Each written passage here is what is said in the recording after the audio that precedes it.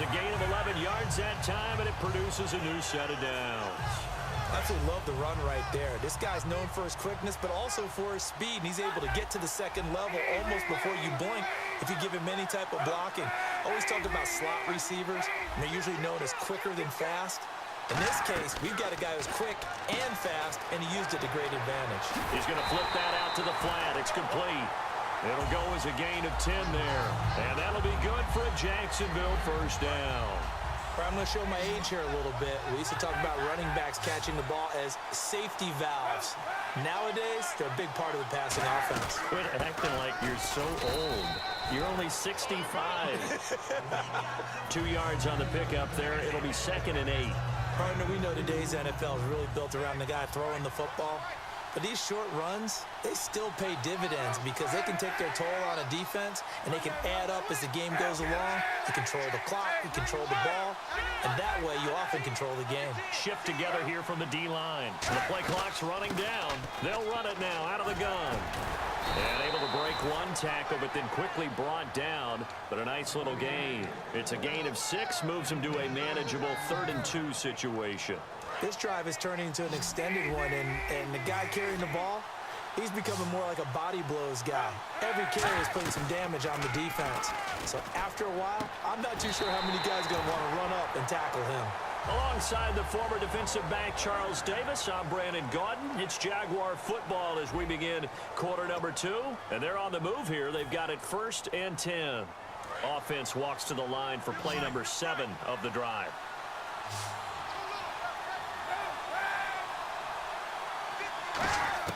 Kaepernick now on 1st down. And left side here, it's Graham. The completion good for 3, and it's 2nd down. Got to give credit where it's due. Really nice defense on that play. The pitch and catch was successful, but not any run after it. 2nd down now after the pass completion. Here comes the D swarming to the line. Play action. Now Kaepernick rolling to his right. And they will score. It's a Jacksonville touchdown. Colin Kaepernick, a 12-yard touchdown run. And the Jags are able to cash in for 6. Well, the defensive coverage was good, so good he just decided to make a play of his own, and it worked out. Yeah, you often wonder if they think to themselves, was the coverage too good to allow him to run the football? But I think you'd rather take your chances with him doing exactly that, and he beat him on that play all the way to the end zone. And Denver getting set to take the field. And last time this unit was out here, costly turnover, and then that turned into 6 points. They've got to make amends. And how many times have we sat in meetings with coaches and they use the term complementary football? Offense take care of the defense, defense take care of the offense. That didn't happen on the last possession. This is a chance for them to pick themselves back up and help their team. Yeah, we'll see if they can recoup and recover. Well, we all know the guy carrying the ball is going to get the credit, both in the stat line and probably in the newspaper. But guess what? Those guys creating holes, they couldn't feel better about themselves right now. Offensive line, tight end, probably even the wide receivers are involved. They're moving the ball well. Travis Kelce, the Pro Bowl tight end, the intended target. And now it's 3rd down. And that drop will cause a little bit of angst for the play caller because you know they've worked all week game planning and flexing the tight end out and making him a matchup issue for the defense. They have what they wanted, and he drops the ball. Yeah, just couldn't hang on to the slam. It's an 8-yard pickup and leads to a new set of downs. On 3rd down, that's a good job of situational football and understanding where the 1st down marker was and getting there. Freeman, the lone man in the backfield. They go play action here on 1st down. He's got time in the pocket. He's going to go for a big play downfield. Ed McCaffrey, the intended target. And that'll bring up 2nd down. Well, they went for the big play there, but that drop could really hurt their momentum.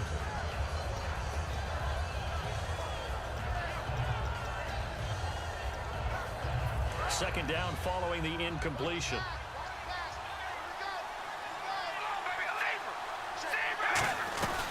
They'll run it now out of the gun. And he is swallowed up right at the line of scrimmage. Only a yard in the pickup there, and it'll bring up a 3rd down. I do know from experience that when you slow down someone's running game, you're now doing the dictating on defense. And guess what? Now you're getting ready to tee off on their quarterback because they have to throw it all the time. But you still have to be alert for the draws and other plays of that nature to make sure you don't get hurt. And the Jags have 5 in the secondary here on third down. Throwing his car on third down. And that is incomplete.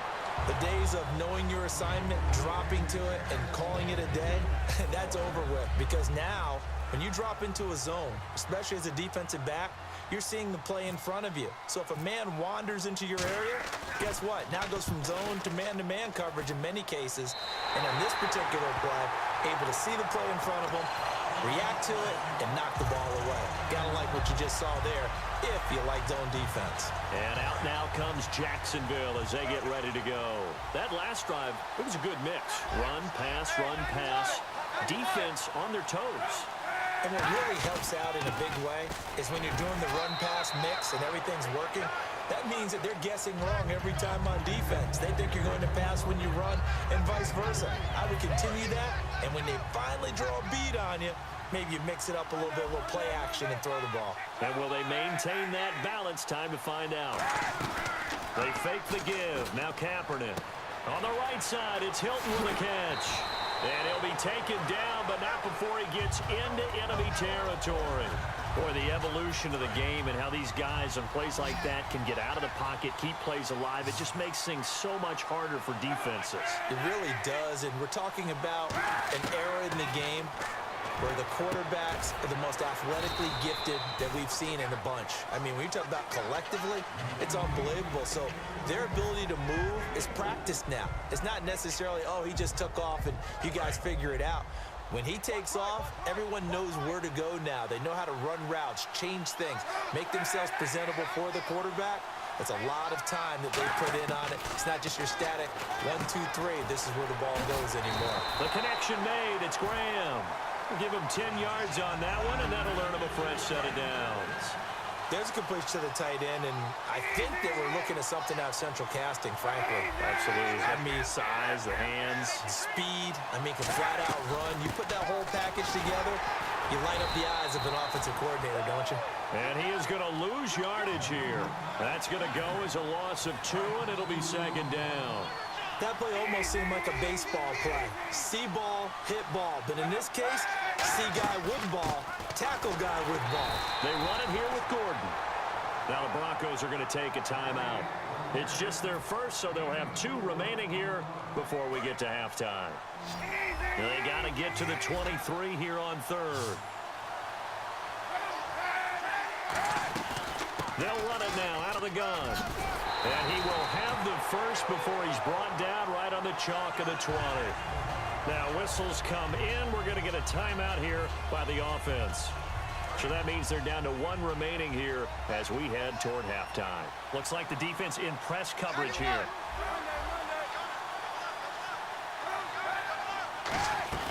They'll run it now out of the gun. And they'll get him down right around the 16. 3 yards on the pickup there, and it'll be second down. Well, I think we know by now that every run is not going to be broken and get all the way to the end zone. But these short ones still have their value. You can still set up your play action and throw the football.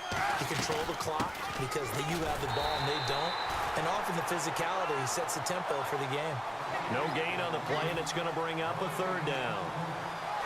An 8-play drive to this point. So here's play number 9. Now hold everything here. We're going to get a timeout by the offense.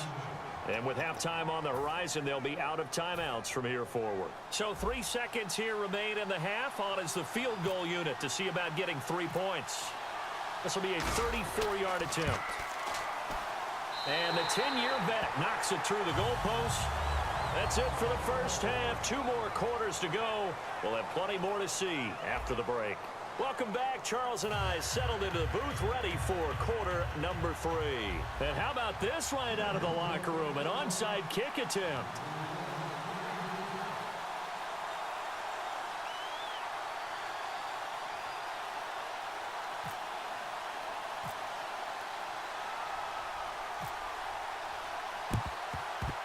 And I think the Broncos have it. They do. Well, I guess they felt like they needed something to get them going. Maybe you wait for this type of a play, but they try the onside kick, and it works. I'm starting to wonder if the analytics coach is starting to get involved in the football nowadays. When you see this type of play made, this type of a risk taken, sometimes there's a different influences going into the head coach's ear.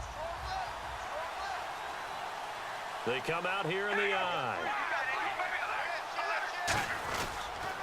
Third quarter starts with a run by Freeman.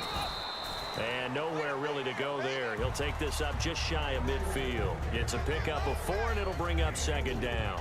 It's been a struggle this entire game trying to move the ball on the ground.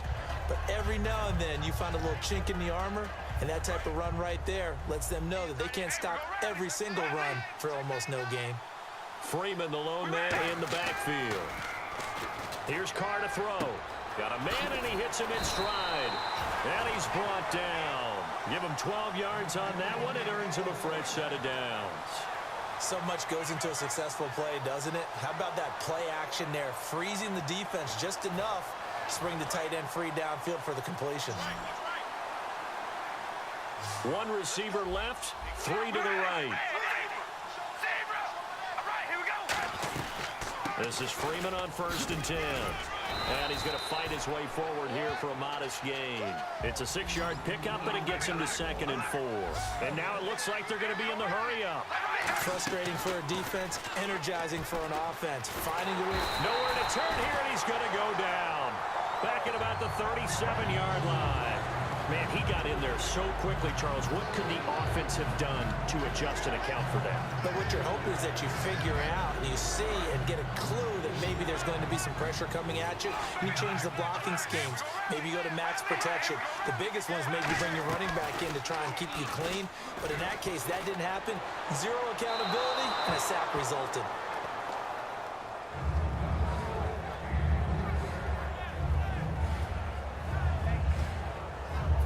So on 4th down, Gary Kubiak will send in the field goal unit here. And quite a bit of pizza in this box. Now whistles come in. We're going to get a timeout here by the offense. It's just their first, so 2 remaining as they burn one here in this 3rd quarter.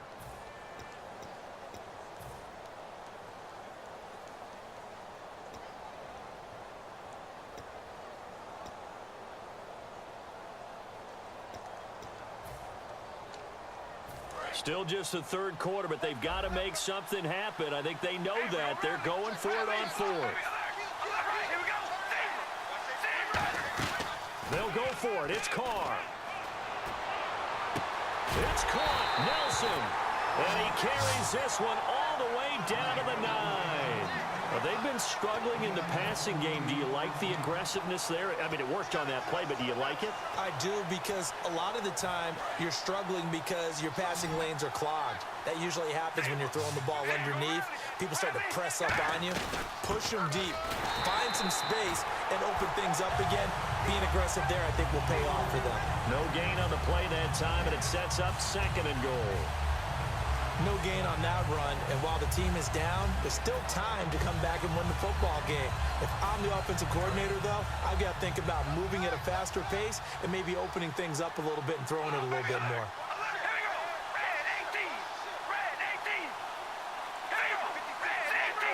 Second and goal. Defense digging in again here.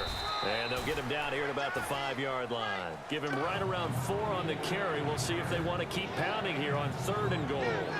Sometimes I get caught in hyperbole, but I think they desperately need to punch this one in. They're running out of time. Yeah, 2-score game, second half. You're down here. This is the time to put it in the end zone. Man, not going to get much better than this for an opportunity.